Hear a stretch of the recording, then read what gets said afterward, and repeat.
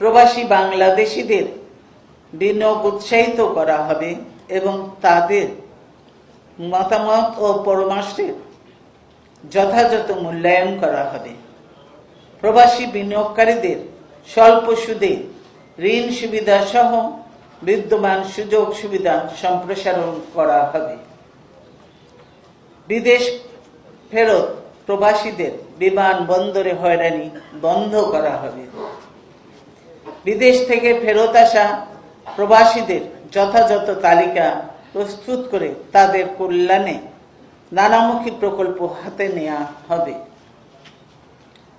প্রবাসী বাংলাদেশিদের দীর্ঘদিনের দাবি অনুযায়ী এবং জাতীয় অর্থনীতিতে তাদের অবদান বিবেচনায় প্রবাসীদেরকে ভোটার তালিকায় অন্তর্ভুক্ত করার ব্যবস্থা গ্রহণ এবং জাতীয় নির্বাচনে ভোট প্রদানের সুযোগ সৃষ্টি করে দেশ পরিচালনায় তাদের অংশগ্রহণ নিশ্চিত করা হবে।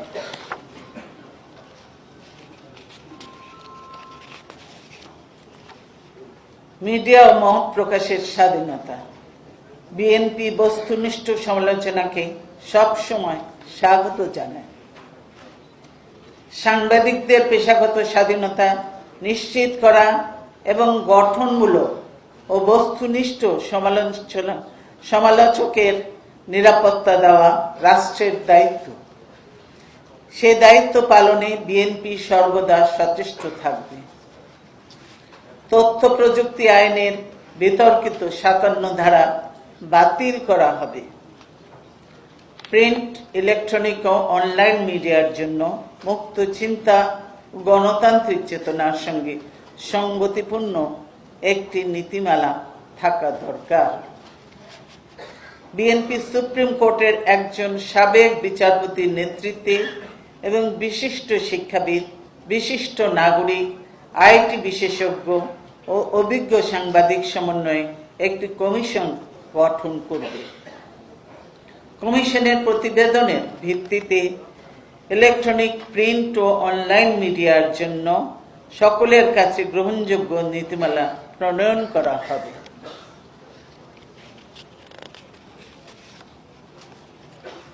বিএনপি সৎ সাংবাদিকতার পরিবেশ পুনরুদ্ধার করবে এবং চাঞ্চল্যকর সাগররুনি হত্যা সহ সকল সাংবাদিক হত্যার বিচার নিশ্চিত করবে। সাংবাদিকদের বিরুদ্ধে রাজনৈতিক উদ্দেশ্যে রুজুকৃত সকল মিথ্যা মামলা প্রত্যাহার করা হবে। স্থানীয় সরকার। বাংলাদেশের অধিকাংশ মানুষ গ্রামে বাস করে। দেশ চলবে তৃণমূলের জনগণের ইচ্ছায় ও মতামতের ভিত্তিতে। ক্ষমতার ব্যাপক বিকেন্দ্রীকরণের লক্ষ্যে ইউনিয়ন, উপজেলা ও জেলা পরিষদকে অধিকতর শক্তিশালী করা হবে, যাতে এই সংস্থাগুলো উন্নয়ন কার্যক্রম, আইন শৃঙ্খলা রক্ষা, স্বাস্থ্য, শিক্ষা কার্যক্রম সহ জনগণের জন্য পরিষেবা প্রদানে কার্যকর ভূমিকা রাখতে পারে।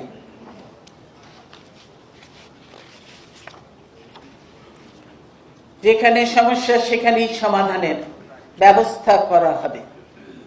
স্থানীয় নেতৃত্বে টেকসই সমাধান সম্ভব। এই নীতির ভিত্তিতে দায়বদ্ধতা নিশ্চিত করে স্থানীয় সরকার ব্যবস্থাকে ক্ষমতায়িত করা হবে। ক্ষমতা ও উন্নয়নের ভর কেন্দ্র হবে গ্রামমুখী। স্থানীয় সরকারের অনুকূলে সরকারি বরাদ্দের অপ্রতুলতা এবং বৈষম্য নিরসনের জন্য জাতীয় বাজেটের একটি অংশ বরাদ্দ করা হবে। আইন দ্বারা গঠিত একটি স্বাধীন কমিশন সুনির্দিষ্ট নীতিমালার ভিত্তিতে বরাদ্দকৃত অর্থ বন্টনের ব্যবস্থা করবে।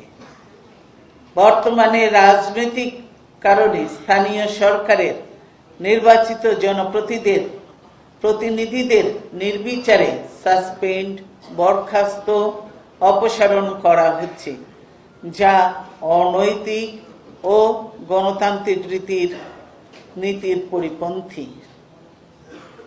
আদালত কর্তৃক দণ্ডপ্রাপ্ত না হওয়া পর্যন্ত স্থানীয় সরকারের নির্বাচিত প্রতিনিধিদের নির্বাহী আদেশ বলে সাসপেন্ড, বরখাস্ত, অপসারণ করা হবে না।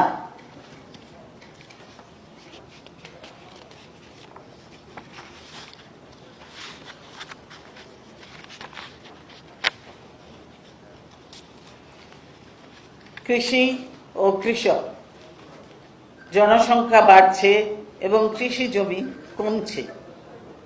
এটা বিবেচনায় নিয়ে উদ্ভাবনমূলক কৃষি কৌশল গ্রহণ করা হবে। সমতল, পাহাড়, হাওর বাওড় এলাকার জন্য বিশেষ ফসল চাষের উপযোগিতা বিবেচনায় রেখে সেই সব ফসল উৎপাদনে কৃষকদের উৎসাহিত করা হবে। কৃষকদের স্বার্থ রক্ষা করার জন্য সঠিক বাজারজাতকরণ নীতি প্রণয়ন করা হবে। সেচের পানির প্রাপ্যতা এবং জলাবদ্ধতা দূর করার জন্য খাল খনন, নদী শাসন কার্যক্রম জোরদার ও সম্প্রসারণ করা হবে। কৃষক যাতে তার ফসলের ন্যায্য মূল্য পায় সে ব্যবস্থা নিশ্চিত করা হবে। উন্নত মানের বীজের দুষ্প্রাপ্যতা বাংলাদেশের কৃষকের একটি কঠিন সমস্যা। এই সমস্যার সমাধানকল্পে প্রত্যেক উপজেলায় বীজ বর্ধন ও প্রক্রিয়াকরণ খামার গড়ে তোলা হবে। এ থেকে কৃষি উৎপাদন 8 থেকে 10% বৃদ্ধি পাবে।